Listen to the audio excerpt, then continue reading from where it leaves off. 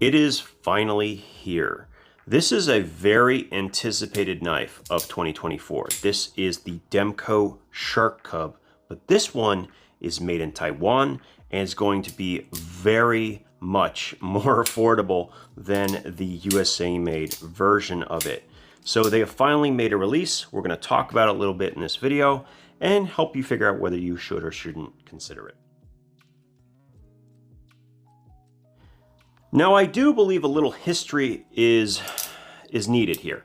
Demko Knives has actually been around for a long time, but they've only been making production knives overseas from Taiwan for under 5. And when they first released the 80-20.5, which is this knife here, just a different variation,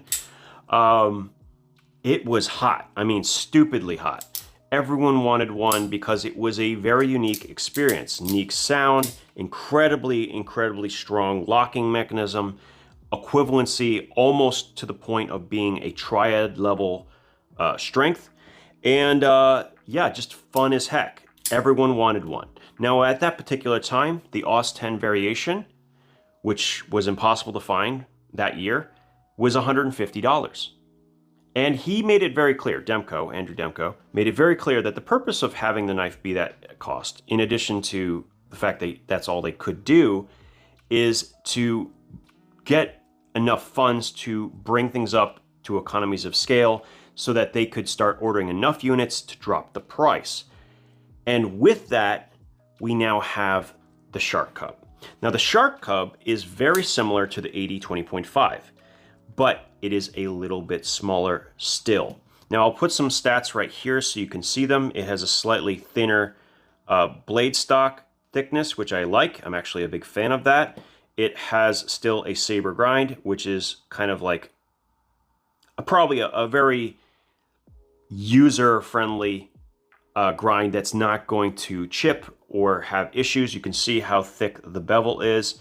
It kind of goes along with the tough aspect of this knife. And I think it's going to be very popular, in large part because the price of this is under $100 MSRP, right from their website. That's already starting off $50 lower than the 80-20.5 did back when it was first released. That's a huge improvement for a company, and this is years later with even more costs involved in inflation and cost of you know, shipping and everything else. So the fact that they were able to drop the price so substantially is great. I love to see this. This is something that's very exciting. I think a lot of people are not only going to enjoy the Shark Cub, but they might even prefer it to the 20.5, because I think I do.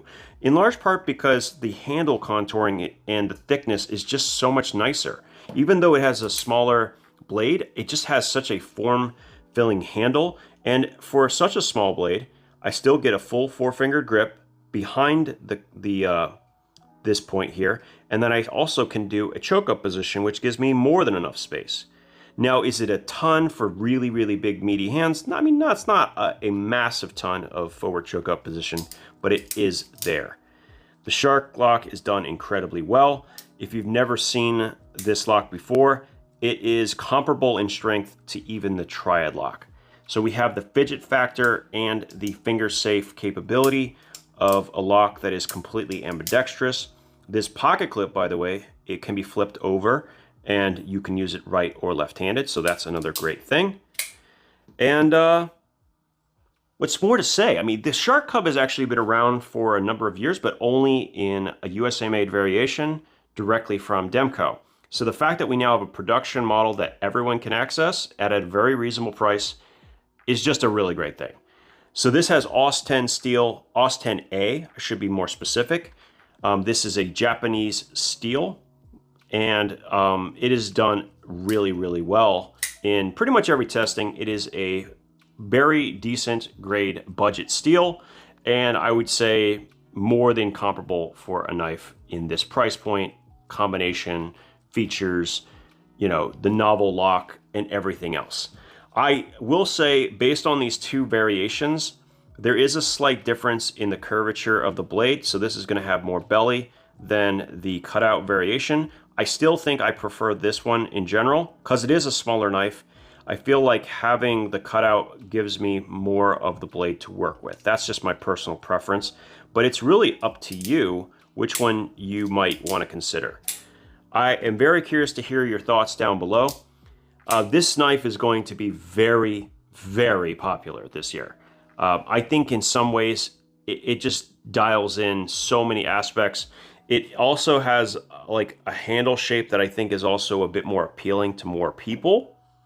Overall, it's just a phenomenal pick.